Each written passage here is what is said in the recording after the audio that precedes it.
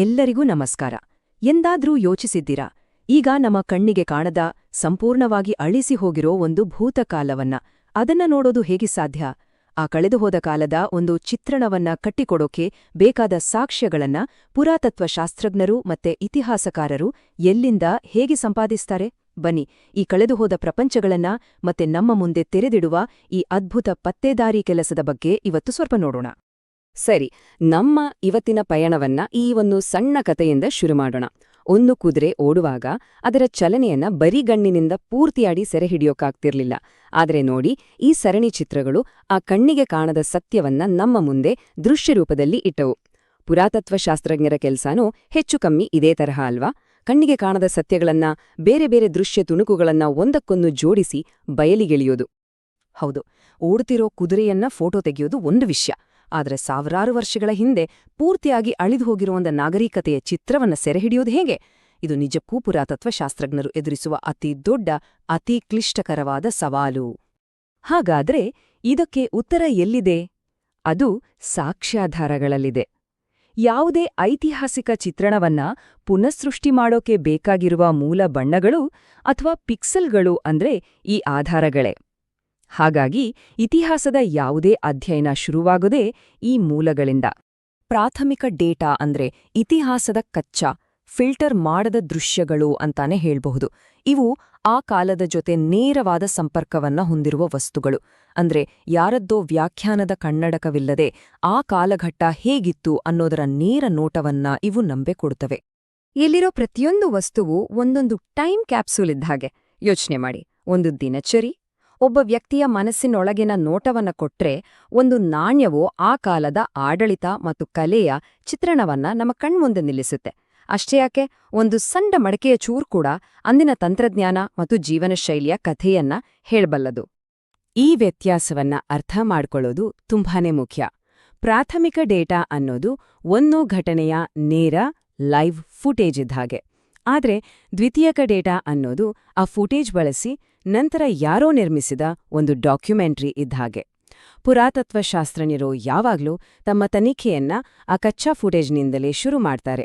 ಸರಿ, ಹಾಗಾದ್ರೆ ಎಲ್ಲೆಲ್ಲೋ ಚದುರಿ ಹೋಗಿರುವ ಈ ಐತಿಹಾಸಿಕ ಚಿತ್ರದ ತುಣುಕುಗಳನ್ನ, ಅಂದ್ರೆ ಪ್ರಾಥಮಿಕ ಡೇಟಾವನ್ನ, ಪುರಾತತ್ವ ಶಾಸ್ತ್ರಜ್ಞರು ಭೂಮಿಯ ಮೇಲೆ ಪತ್ತೆ ಮಾಡೋದು ಹೇಗೆ? ಇಲ್ಲಿಂದ ನಮ್ಮ ಕ್ಷೇತ್ರ ಕಾರ್ಯದ ಅಧ್ಯಾಯ ಶುರುವಾಗುತ್ತೆ. ಈ ಒಂದು ಹೇಳಿಕೆ ಅವರ ಕೆಲಸದ ಸಾರಾಂಶವನ್ನೇ ಹಿಡಿದಿಡುತ್ತೆ. ಇದು ಕೇವಲ ವಸ್ತುಗಳನ್ನ ಸಂಗ್ರಹಿಸೋದು ಮಾತ್ರ ಅಲ್ಲ, ಬದಲಾಗಿ ಆ ವಸ್ತುಗಳು ಆ ಭೂಪ್ರದೇಶದಲ್ಲಿ ಹೇಗೆ ಹರಡಿಕೊಂಡಿವೆ ಅನ್ನೋದನ್ನ ಅರ್ಥ ಮಾಡ್ಕೊಂಡು ಅದರಿಂದ ಒಂದು ದೊಡ್ಡ ಚಿತ್ರಣವನ್ನ, ಅಂದ್ರೆ ಒಂದು ಮಾದರಿಯನ್ನ, ಒಂದು ಪ್ಯಾಟರ್ನ್ ಅನ್ನ ರೂಪಿಸೋದು. ಇದೇನು ಸುಮ್ನೆ ಮನಸ್ಸಿಗೆ ಬಂದ ಹಾಗೆ ಆಗಿಯೋ ಕೆಲ್ಸ ಅಲ್ಲ. ಇದೊಂದು ವ್ಯವಸ್ಥಿತ ಪತ್ತೇದಾರಿ ತಂತ್ರ. ಫೀಲ್ಡ್ಗೆ ಹೋಗಕ್ಕೂ ಮುಂಚೆನೇ ಹಳೆಯ ನಕ್ಷೆಗಳು, ದಾಖಲೆಗಳನ್ನೆಲ್ಲ ಅಧ್ಯಯನ ಮಾಡ್ಲಾಗತ್ತೆ. ನಂತರ ತುಂಬಾ ಶಿಸ್ತಿನಿಂದ ನೆಲದ ಮೇಲೆ ನಡೆದು ಭೂಮಿಯ ಮೇಲ್ಮೈಯನ್ನ ಕಣ್ಣುಗಳಿಂದ ಸ್ಕ್ಯಾನ್ ಮಾಡಿ ಸಣ್ಣ ಪುಟ್ಟ ಸುಳಿವುಗಳನ್ನ ಗುರುತಿಸಲಾಗುತ್ತೆ. ಆದ್ರೆ ನೆಲದ ಮೇಲೆ ನಿಂತು ನೋಡಿದಾಗ ಎಲ್ಲವೂ ಕಾಣಿಸೋದಿಲ್ಲ ಅಲ್ವಾ? ಕೆಲವೊಮ್ಮೆ ಒಂದು ದೊಡ್ಡ ಚಿತ್ರವನ್ನ ನೋಡ್ಬೇಕು ಅಂದ್ರೆ ನಾವು ಅದರಿಂದ ಸ್ವಲ್ಪ ದೂರ ಸರಿಬೇಕು. ನೆಲಮಟ್ಟದಲ್ಲಿ ಕಾಣದ ಕೆಲವು ಬೃಹತ್ ರಚನೆಗಳು ಮತ್ತು ಮಾದರಿಗಳನ್ನ ಗುರುತಿಸೋಕೆ ನಮ್ಮ ದೃಷ್ಟಿಕೋನವನ್ನೇ ಬದಲಾಯಿಸಬೇಕಾಗತ್ತೆ. ಹಾಗಾಗಿ ಈಗ ನಾವು ನೆಲದಿಂದ ನೇರವಾಗಿ ಆಕಾಶಕ್ಕೆ ಹಾರೋಣ.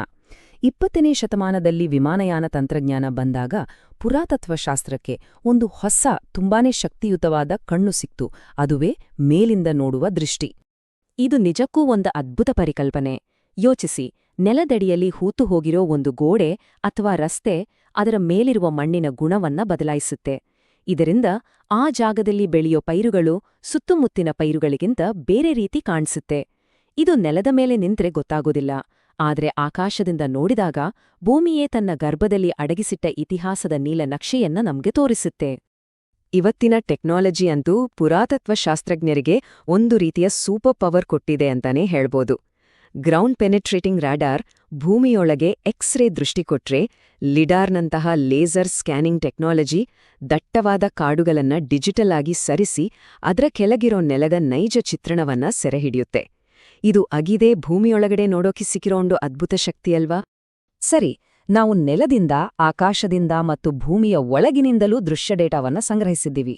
ಈಗ ಈ ಸಾವಿರಾರು ತುಣುಕುಗಳನ್ನೆಲ್ಲ ಒಟ್ಟಿಗೆ ಸೇರಿಸಿ ಒಂದು ಅರ್ಥಪೂರ್ಣ ಚಿತ್ರವನ್ನ ರಚಿಸೋ ಸಮಯ.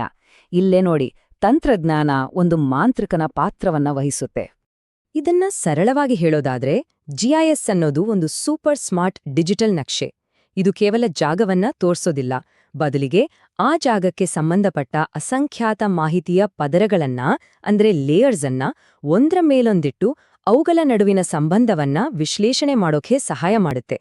ಇದನ್ನ ಒಂದು ಉದಾಹರಣೆ ಮೂಲಕ ನೋಡೋಣ.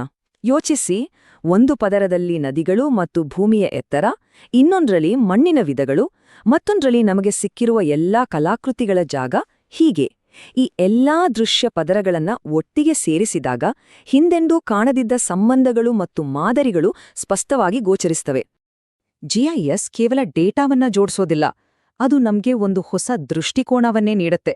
ಉದಾಹರಣೆಗೆ, ಒಂದು ಕೋಟೆಯ ಮೇಲಿಂದ ಕಾವಲುಗಾರನಿಗೆ ಎಷ್ಟು ದೂರದವರೆಗೆ ಕಾಣಿಸ್ತಿತ್ತು ಅನ್ನೋದನ್ನ ಸಿಮ್ಯುಲೇಟ್ ಮಾಡಬಹುದು, ಅಥವಾ ಹಳೆ ವಸಾಹತುಗಳ ಮಾದರಿಯನ್ನ ವಿಶ್ಲೇಷಿಸಿ ಇನ್ನೂ ಪತ್ತೆಯಾಗದ ಹೊಸ ನಿವೇಶನಗಳು ಎಲ್ಲಿ ಇರಬಹುದು ಅಂತ ಊಹಿಸಬಹುದು.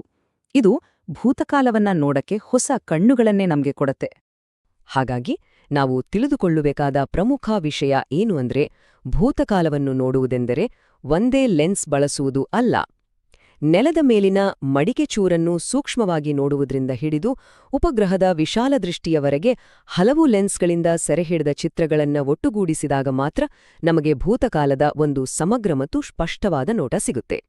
ತಂತ್ರಜ್ಞಾನ ಬೆಳೆದಂತೆ ಭೂತಕಾಲವನ್ನು ನೋಡುವ ನಮ್ಮ ಸಾಮರ್ಥ್ಯವೂ ಹೆಚ್ಚಾಗ್ತಾನೇ ಇದೆ. ನಮ್ಮ ಈ ತಾಂತ್ರಿಕ ಕಣ್ಣುಗಳು ಇನ್ನಷ್ಟು ಶಕ್ತಿಶಾಲಿಯಾದಂತೆ ಮಣ್ಣಿನ ಕೆಳಗೆ ಮತ್ತು ಈ ಡೇಟಾದ ಪದರಗಳ ನಡುವೆ ಅಡಗಿರುವ ನಮ್ಮ ಪೂರ್ವಜರ ಇನ್ನೆಂತಹ ಮಹಾನ್ ಕಥೆಗಳು ಬೆಳಕಿಗೆ ಬರಲು ಕಾಯುತ್ತಿವೆಯೋ ಕಾದು ನೋಡ್ಬೇಕು. ಮುಂದಿನ ವಿಶ್ಲೇಷಣೆಯಲ್ಲಿ ಮತ್ತೆ ಸಿಗೋಣ. ನಮಸ್ಕಾರ.